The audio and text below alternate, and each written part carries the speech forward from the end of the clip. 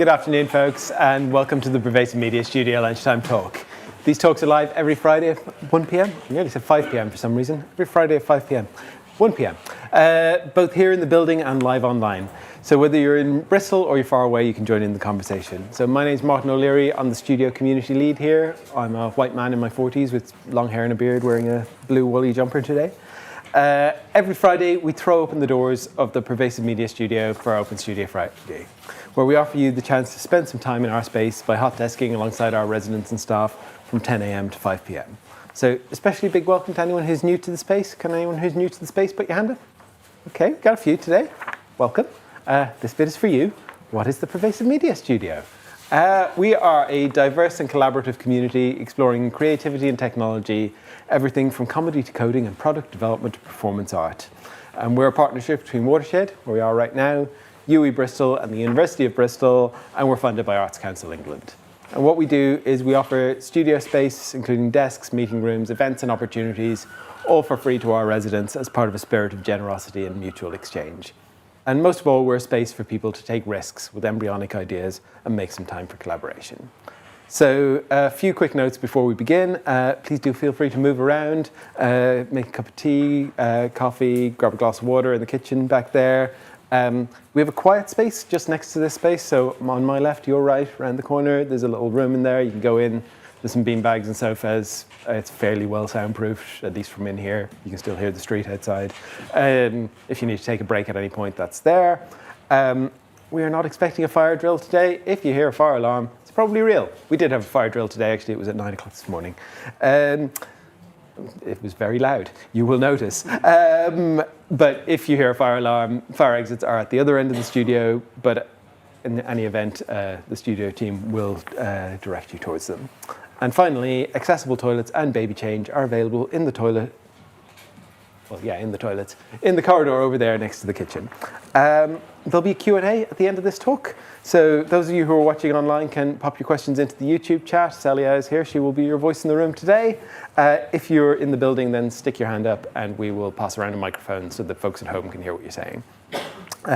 You can get news on all of our future talks by heading to watershed.co.uk/studio, at Pervasive Media Studio at mastodon.social on Mastodon, at pmstudiouk.bsky.social on Blue Sky, or at Pervasive Media Studio on Instagram. If you are following us on X, formerly known as Twitter, we're not posting on there anymore because of what that place has become. So please update your social media accordingly and get your news from somewhere else.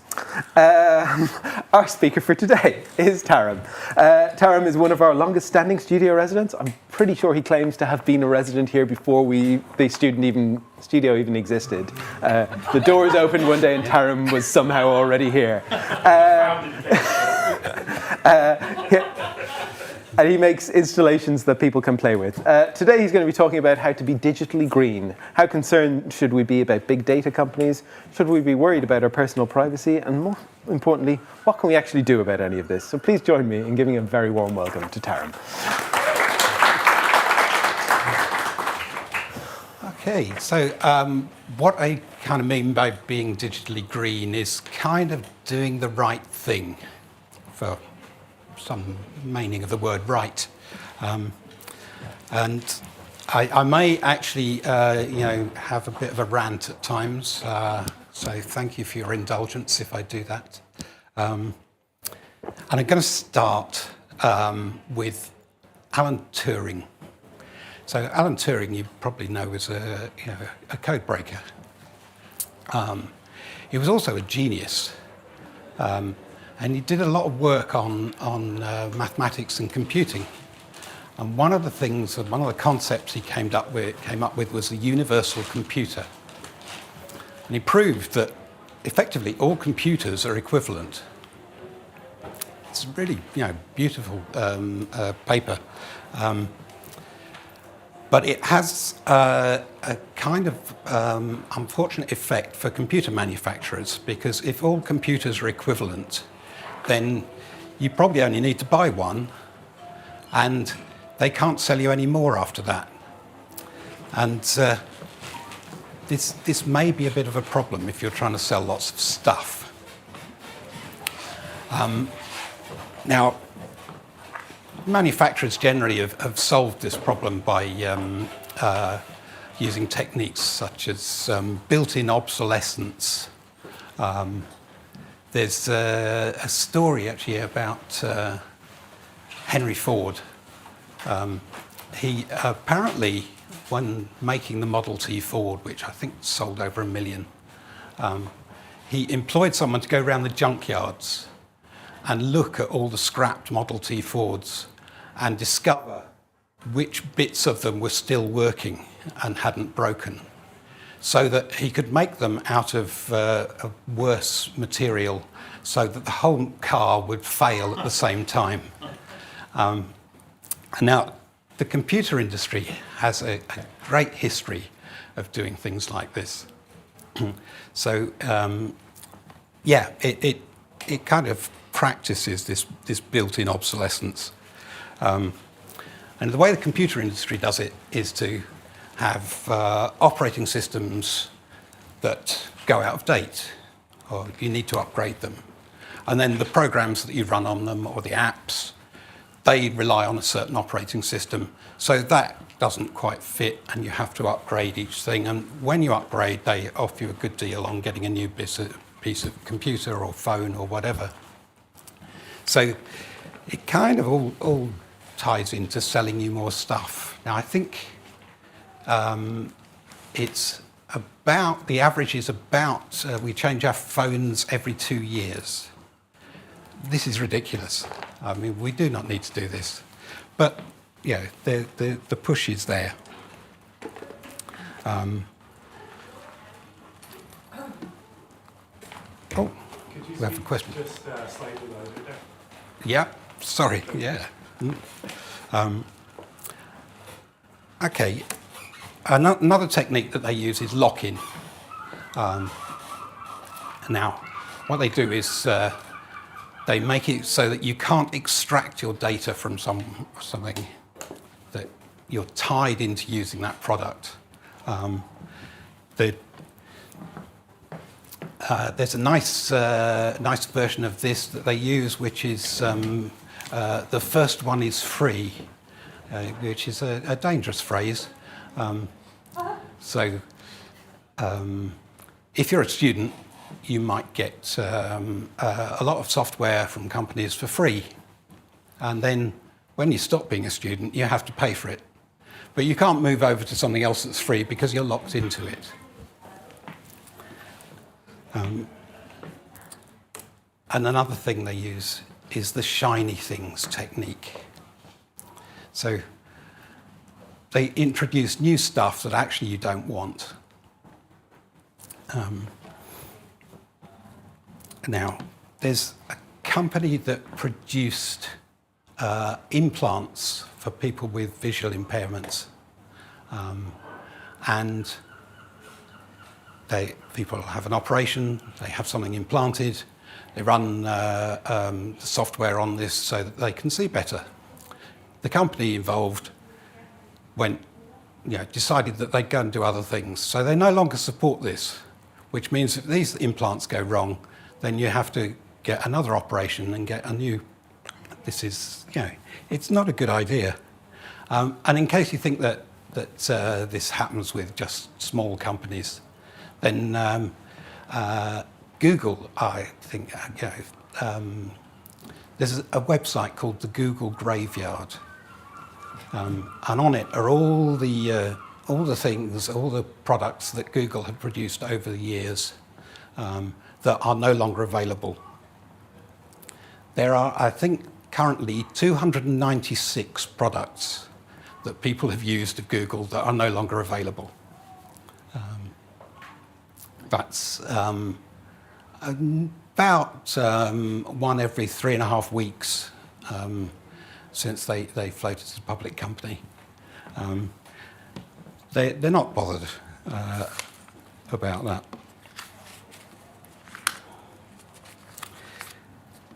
Now, the question is, what can you do about this? And it's kind of like the digital equivalent of the right to repair. So there's now a movement to get people so that they can repair their own stuff.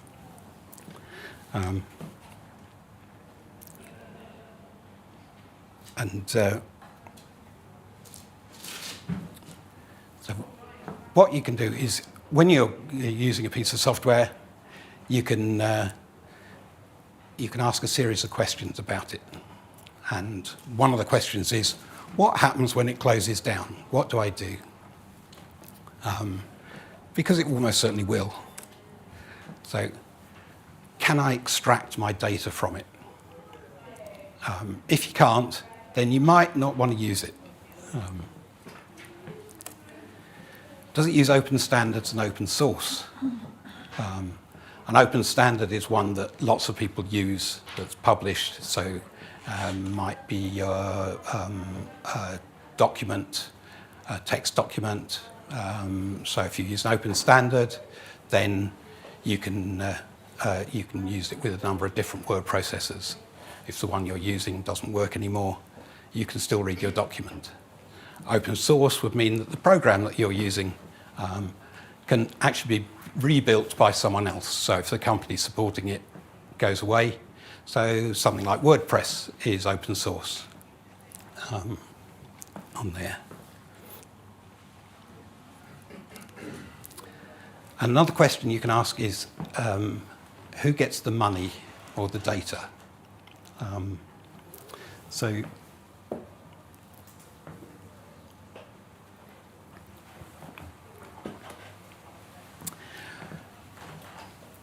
with the money, actually, I'll give you some examples.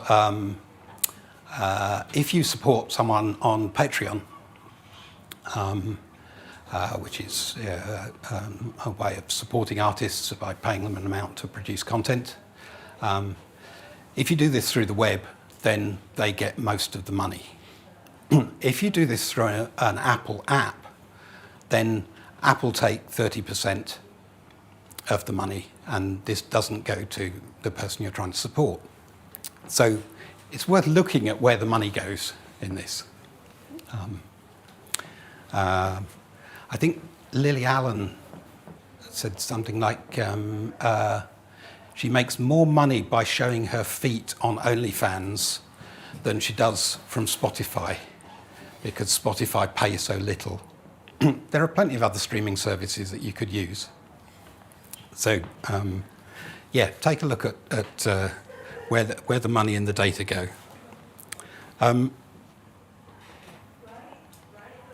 think, actually, I've found, because I've started using different open source and open standards programs, and actually sometimes it's quite fun.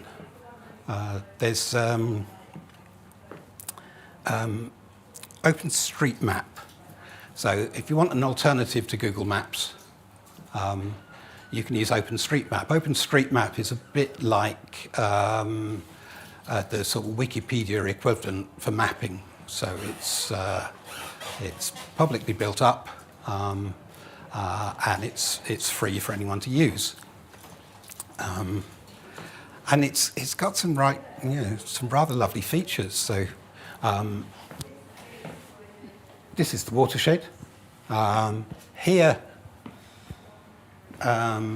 here's the nearest post box, which I think someone was asking about recently. Here in the harbour, you may not be able to see it, it says Edward Colston. That is the spot that his statue got dumped in. You get fun stuff like this on OpenStreetMap. I was working at Studio, and I looked at OpenStreetMap to see how to get there, and I noticed here, in this housing estate, a few roads away, it says dinosaur. And I had, a while before my train went, so I popped down there to see what this meant. And sure enough, there was a front garden with a hedge. I walked along, I looked over the gate, and there was a full-size model velociraptor staring back at me. Now, if I'd been using Google Maps, I wouldn't have found that. Yeah, it's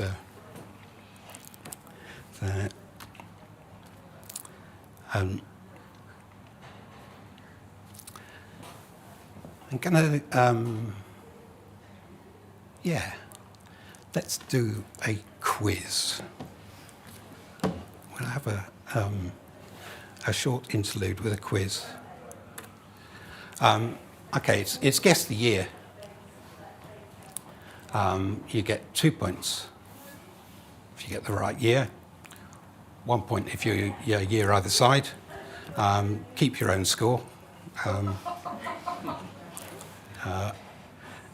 Minus 10 points if you search for it online. May not time. Okay. When did the Sex Discrimination Act in the UK come in? So, have a think about that one. Have you got a year? So 1975, that one. Okay. Oh, I wonder how the points are doing.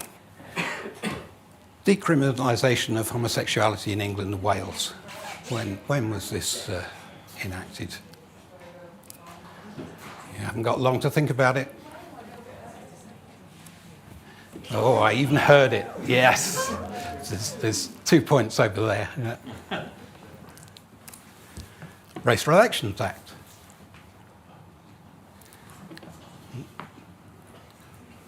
Yeah. 1965, that one. When did women get the vote in Switzerland?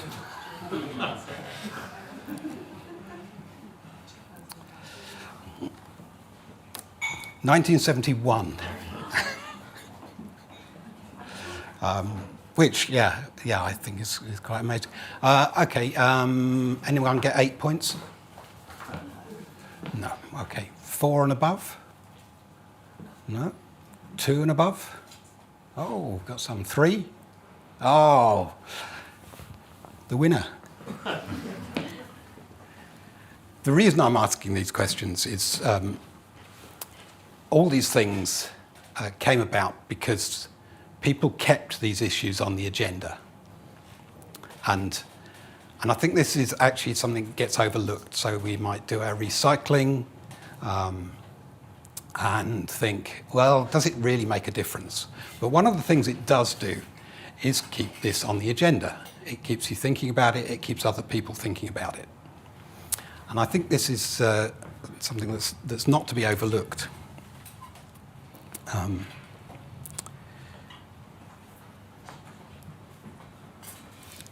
So what I'm going to come to now is actually what I think is actually one of the more important issues.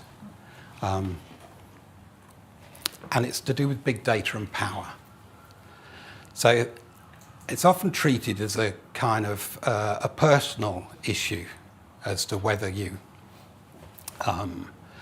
give your data to a company. And quite often you go, oh, well, if they give me a good service, I don't mind if they have my private data. And my argument is that actually there's more to it than that. It's not just a personal issue.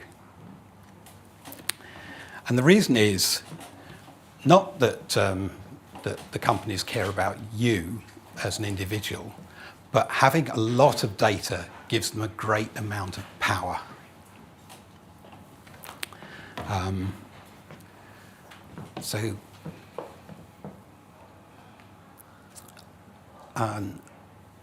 Actually, I'll tell you a story. There was a company in the States quite some time ago. They were an ice cream company, and they thought, wouldn't it be great if we found out when people's birthdays were, so that on their birthday we could give them some free ice cream? It sounds like a good marketing gimmick. So they did this, and they had all this data. They gave people free ice cream on their birthdays, and they probably sold more ice cream through it. At some point, the US government bought up this data, possibly indirectly, and then used this data to work out when people's 18th birthdays were, and sent them letters reminding them that they needed to enroll for the draft for the Vietnam War. Now, this kind of indicates that, I'm sure the ice cream company never intended this data to be used like that. They never dreamt it would be used like that.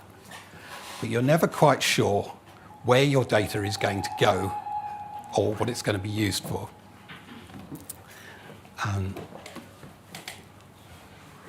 Now,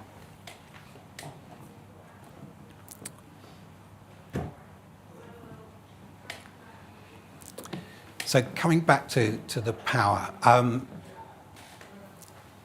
suppose a company with a lot of data decides that they're going to look at who votes for whom. And they might have a rough idea.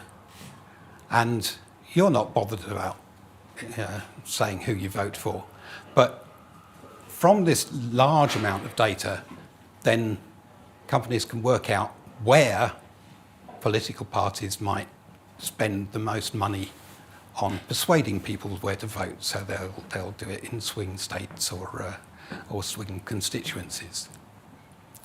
So by providing your data perfectly innocently and even unintentionally, this then gets used in a way that you didn't intend, and actually gives a lot of power to large companies with large data. And I think that's something that you definitely, we need to be aware of.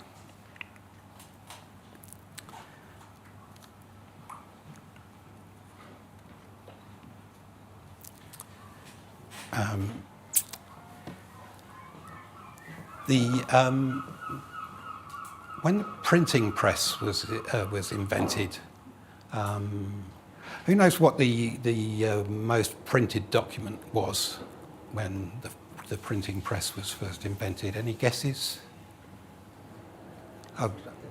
The Bible. Yeah, it was the Bible. The second most printed document was a document called Malleus Maleficarum, which was a pamphlet on how to recognize and hunt and punish witches. It was spread around. It wasn't even sanctioned by the church, I don't think. But the result of that was that, hundreds of years of persecution. Now, Google search is one of the most widely used search engines. And because of this, you're not only giving Google your data, you're giving them permission to influence you however they choose. They might be perfectly innocent, but is it really a good idea to give a company, or just one company, that amount of power? They also provide the most used browser, so Google Chrome is most used. This is kind of like handing Google the printing press, so that and now Google has its motto, "Don't be evil." I mean, you may or may not believe that, but is it really a good idea to give that kind of power to just one company? So what I'm going to do is suggest what you can do about this. And it might not be very much, but you can do some things. One thing we can all do is, instead of saying Google it, we can say search for it. What this will do is remind you and maybe other people just how insidious this is. So it's an interesting exercise. You can change your search engine. You don't have to use Google search engine. So I use DuckDuckGo. Other search engines are available. You may want to find a search engine that's not based in certain countries. But it's fairly easy to change your search engine. Now, I actually find that I get better results these days from DuckDuckGo than I do from Google. So, yeah, it actually has its benefits.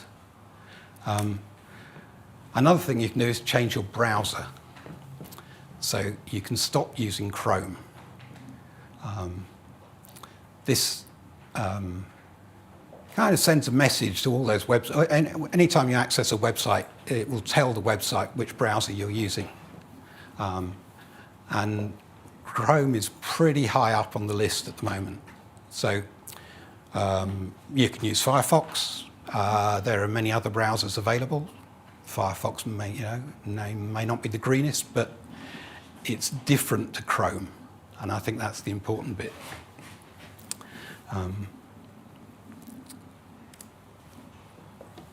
Another thing you can do is use the web rather than apps.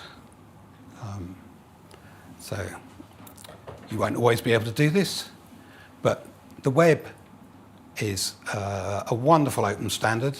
The standard is controlled by a non-profit organisation that have a good track record.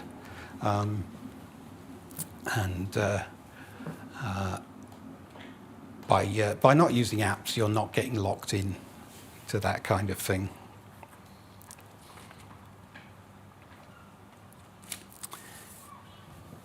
Now, I think that's so Martin mentioned social media. So I will talk about social media.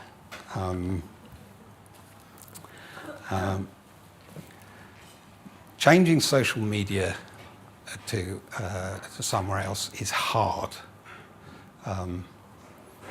I kind of feel like it's a bit like becoming vegan. It's probably the right thing to do, but it's not easy. So there's a lot of people who've moved away from X. I've heard it say that X is a sans serif swastika. And a lot of people have moved over to Blue Sky. I think in some ways Blue Sky is better than Twitter, in the same way that Mussolini was better than Hitler.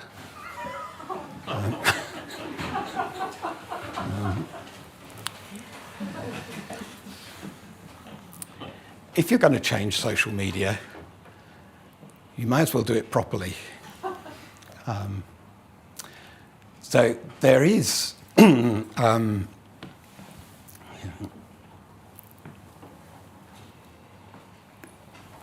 there is a standard that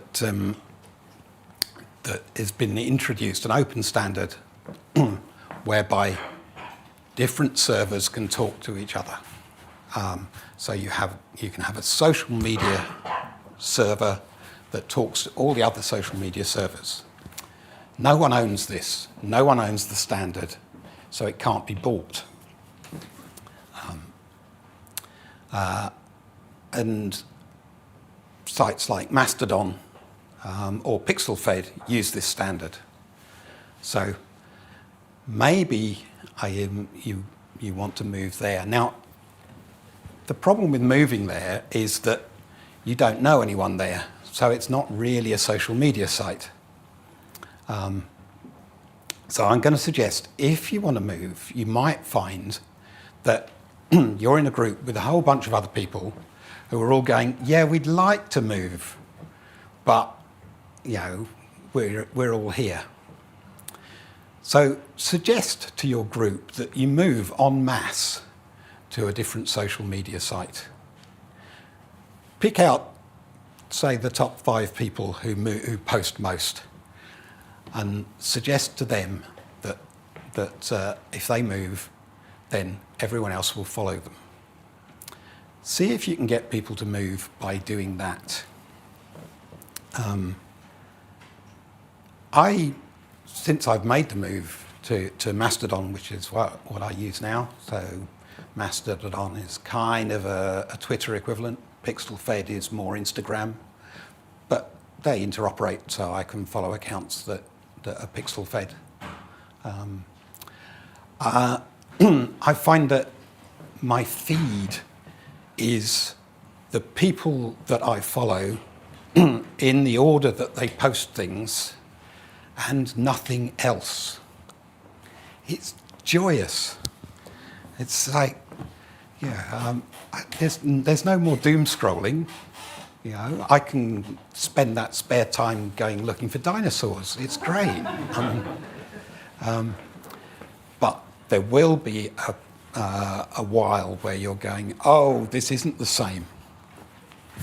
And my recommendation is if you put up with this, you'll get over it, and things will be better.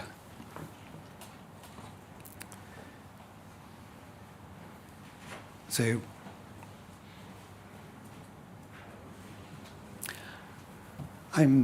we're past. I'm going to stop there and ask if there are any questions.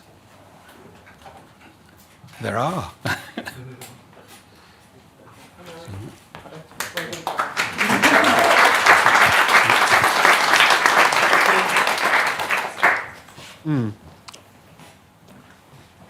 What do you think about open source and open weights in the context of AI?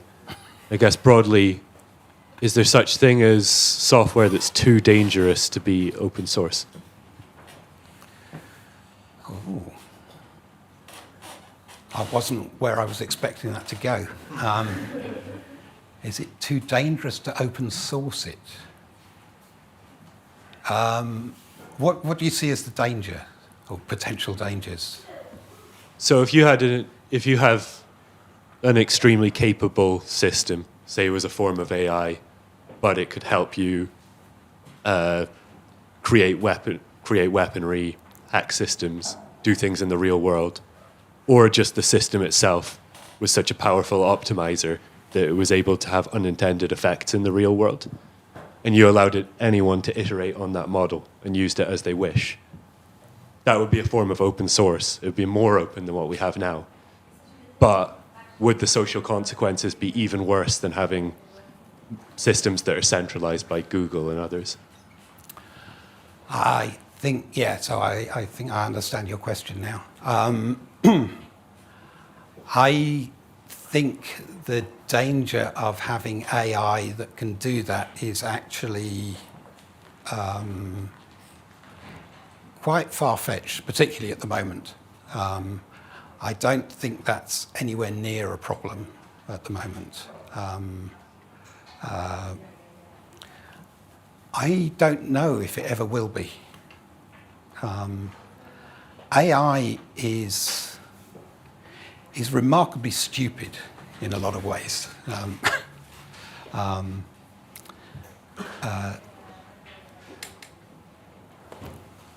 I mean, I could go on. Maybe I will go on about AI.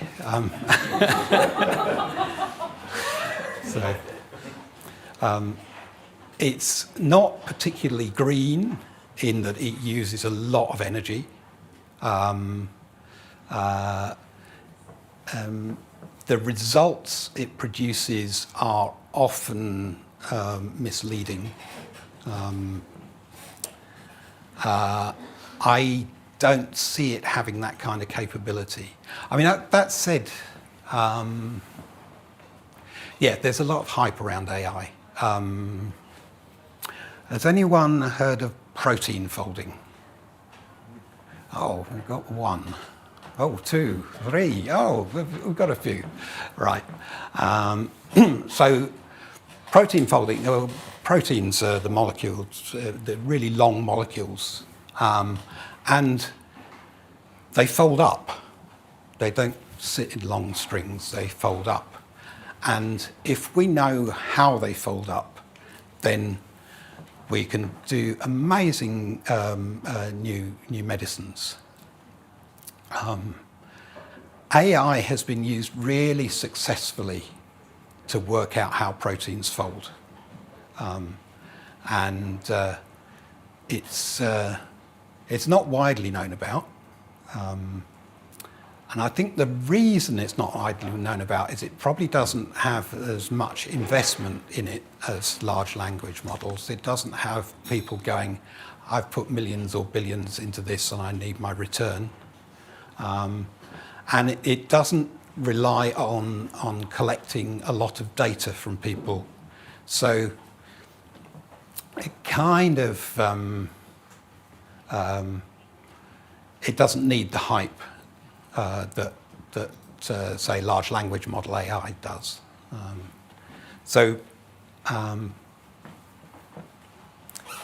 Maybe we'll cross that bridge when we come to it. I think it's arguable as to whether that kind of program, if it did exist, was safer in the hands of a large corporation or the public.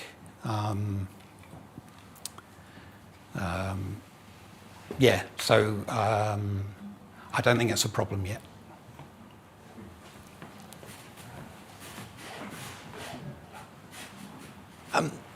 Thinking about the stuff you got up there with things to do and stuff, what about paying for things, i.e. stop using free services because nothing's really free, but you said follow the money, but emails I think probably a good example. How many people here use Gmail as their main email? Yeah. And how much do you pay for Gmail? And how many people pay for their email? And how much do you pay? £50 a year? Yeah. So £50 a year is roughly the market price for email. So Google are giving you that for free. Yeah. I mean, there is, the statement, what is it? If it's a free service, then you are the product. Also, it stops them changing things so much if you're the customer. Yeah, I think there is a good argument for that. It also applies to Mastodon servers. If you're the Mastodon server that I'm with, it actually works on volunteer donations, and it gets by. It's really not a lot to pay for what is actually a much better service. Yes, I think, there's definitely an argument for that.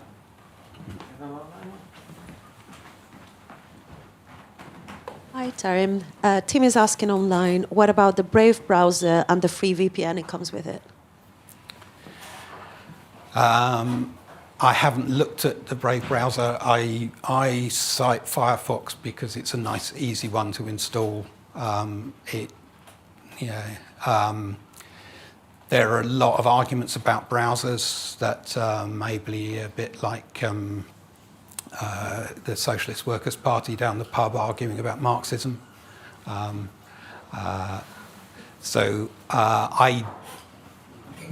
don't know whether that's a better browser. If you like it, go for it.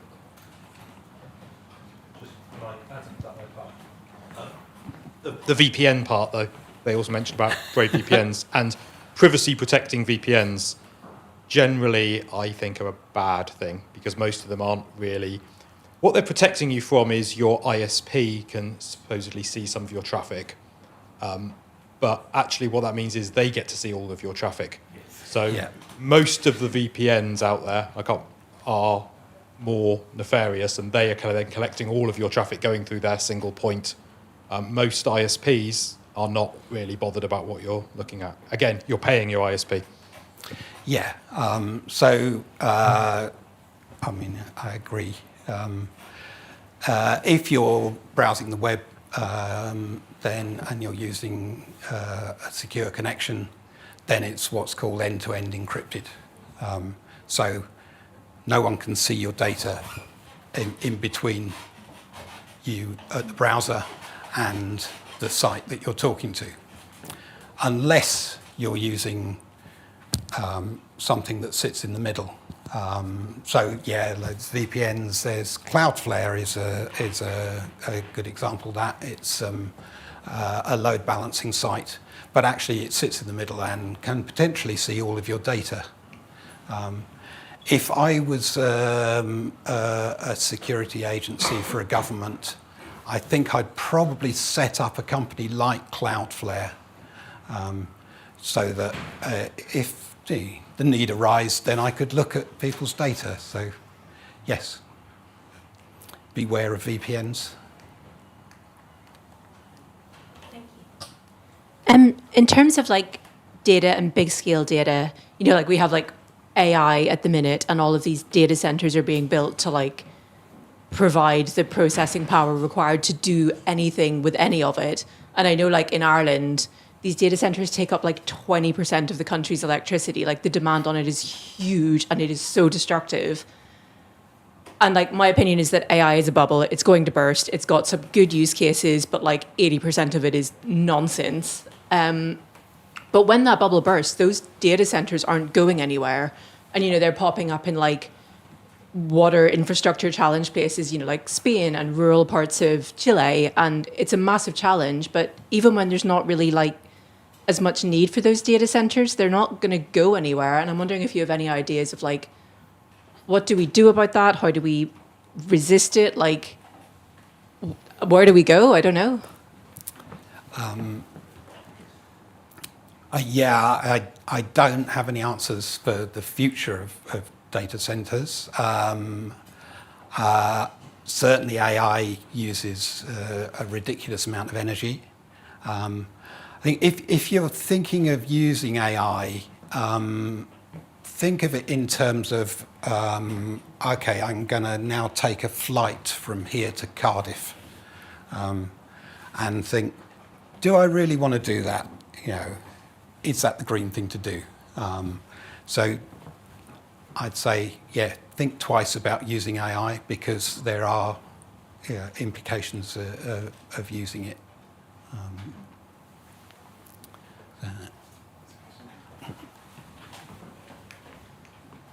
Hello, thank you for your talk so far. A comment and a question. It's not quite, when I was looking at the green bits, I was thinking you were going to say stuff like close your browser windows and be aware of how much electricity your data use is taking up.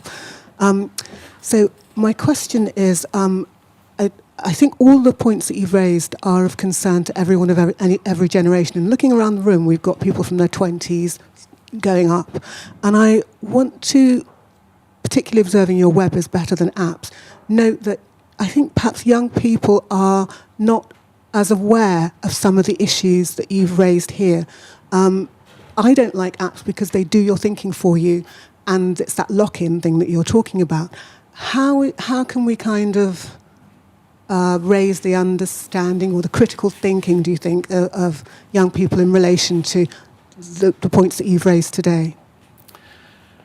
I think it's a great question, and I think by keeping the conversation going, by pointing out that it's not an issue around personal privacy, because a lot of people aren't worried about that, and that it is an issue around power.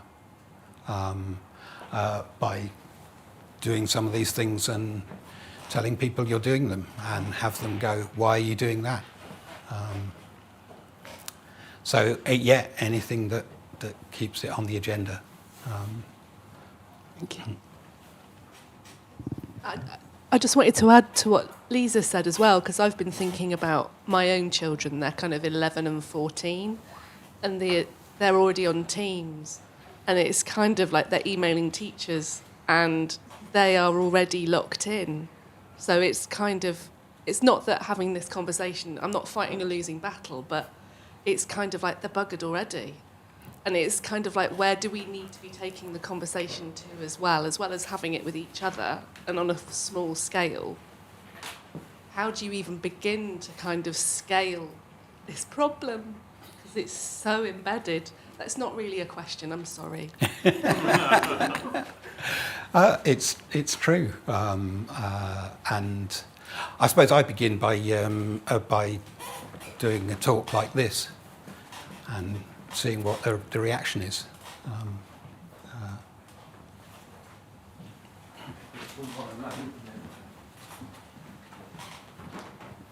This is also a comment and not a question, but you might want to expand on it. It's about accessibility.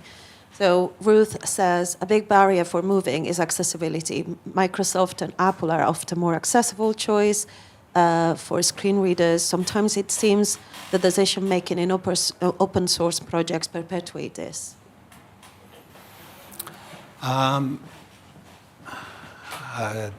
is the accessibility on the web? Because I thought that could be quite good if it's used properly. The standards are there to allow a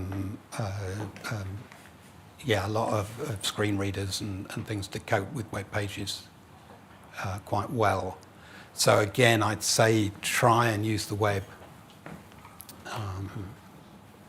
on that.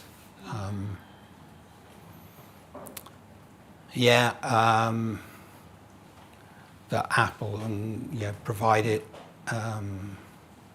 campaign that other companies, smaller companies, should follow suit on that one.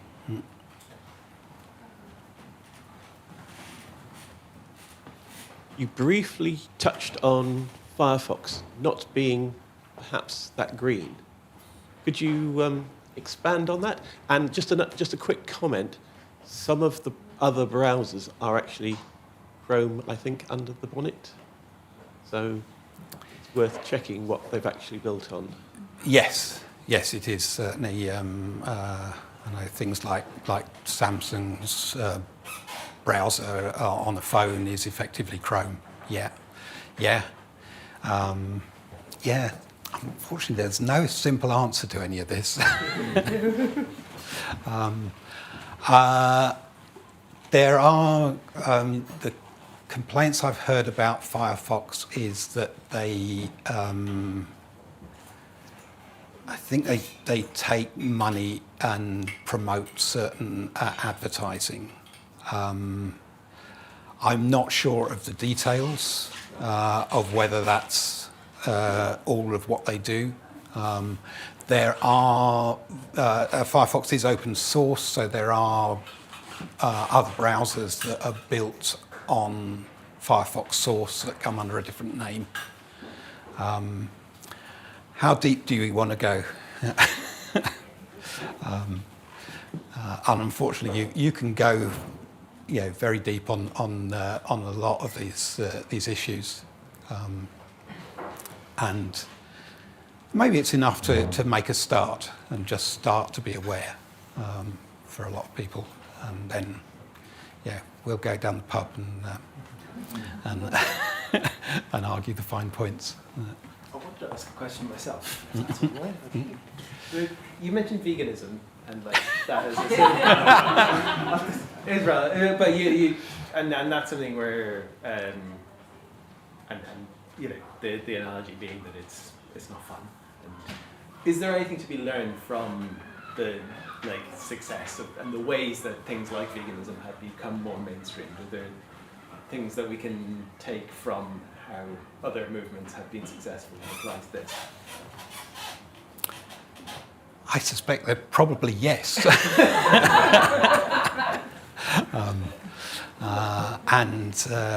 I look forward to your talk on it. Because I'd really like to know. But I mean, with all these things, it's worth looking at how other campaigns have succeeded.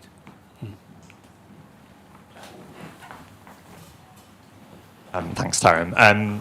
So on the question of web apps and apps, you might have suspected I would go here. So when people decide they want to make like software products, so you could say be like a researcher and you want to like create some sort of product from your research or commercialize it or whatever, often the default is that people will be like, oh, I'm going to make an app. And you already sort of covered the problems with that in that, you know, they could make the app and maybe it gets used for 2 years, but then it has to be updated because the systems that are running it update and so on. So when it comes to kind of convincing people maybe to create web apps as opposed to apps, do you have any like thoughts on like how we can kind of do that more successfully? And also, do you happen to be building a product that is helping people to do that? Question mark. Well, to answer the second part, yes, I am. I think you already knew the answer to that. So yes, I've worked on location-based apps, so apps that respond to where you are and tell stories or guides. And I've worked on over 20 of these, and none of them work anymore. And having got sick of that, I'm now trying to build a platform to build web apps that do just this. If anyone's got any funding for this, great. The first part of your question is, so how do you promote that? I think that was, yeah. Again, there's a lot of hype behind apps. Yeah, everyone says, oh, you need an app. Question that when someone says that to you, if it's at work or they're trying to get you to use their app, question it, go, is that really necessary? Yeah, try and get that conversation going. I think that's the start.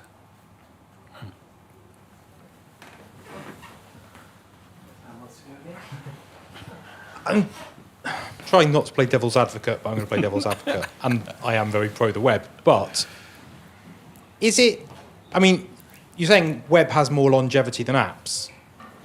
But actually, from a technical perspective, it's almost not, it's the opposite. Because an app runs locally on your device.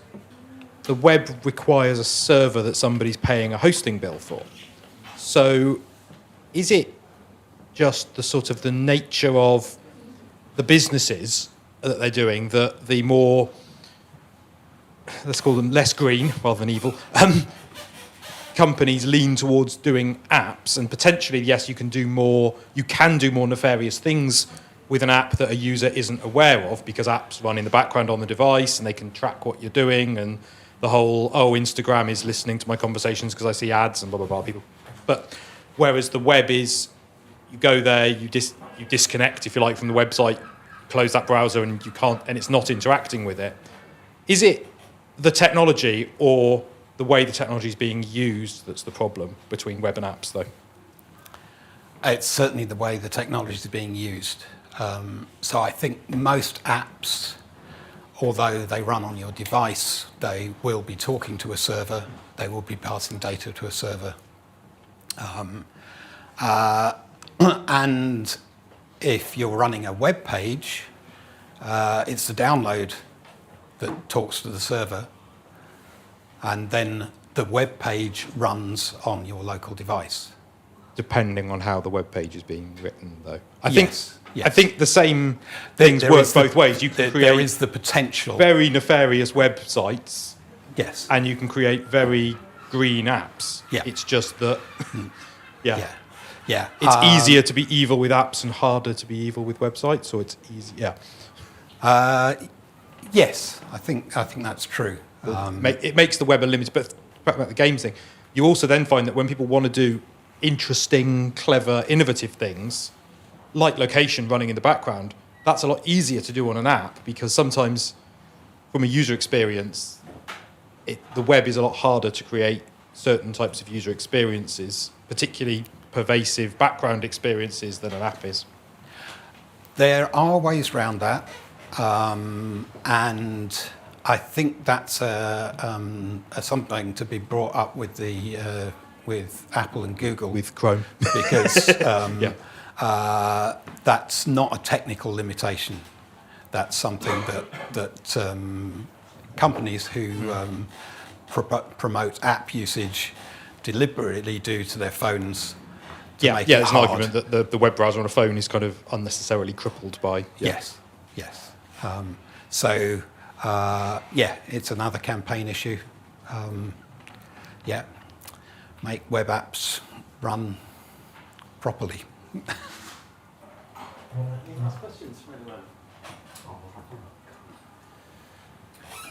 I think the overall problem that you're outlining is that people, thinking of people like children and partners, want to do new complex things without putting any personal effort into it whatsoever.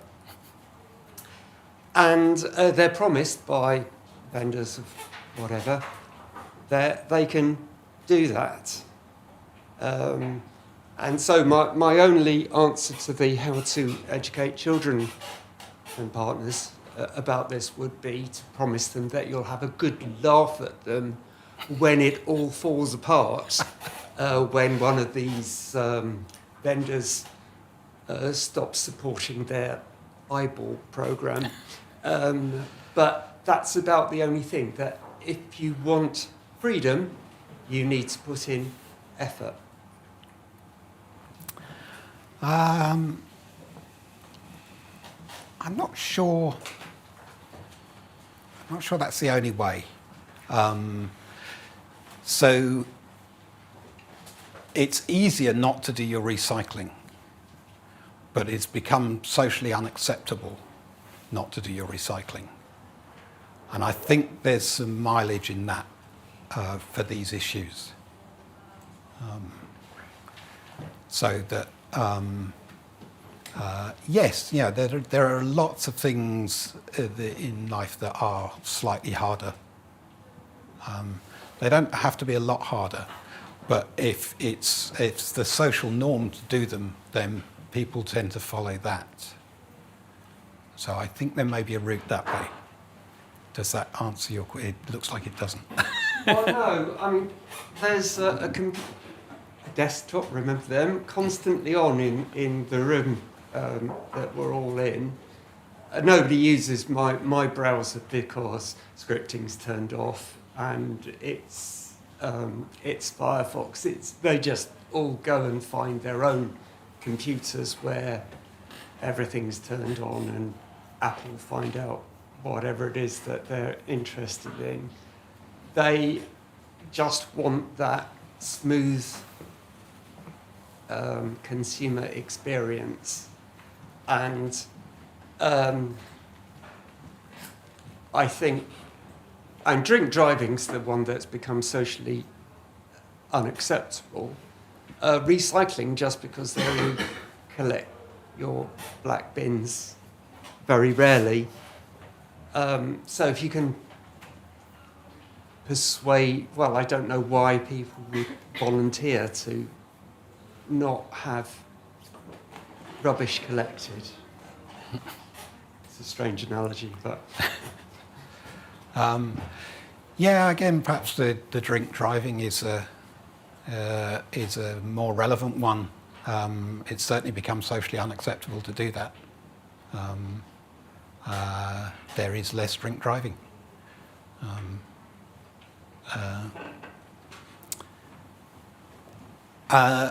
The reason for doing a lot of these things isn't necessarily to persuade everyone to do them. It's to put these issues on the agenda. And then we'll take it from there. But without that, then yes, you might as well give up. Does that help? That positive note. Thank you very much, Tarim. Thank you.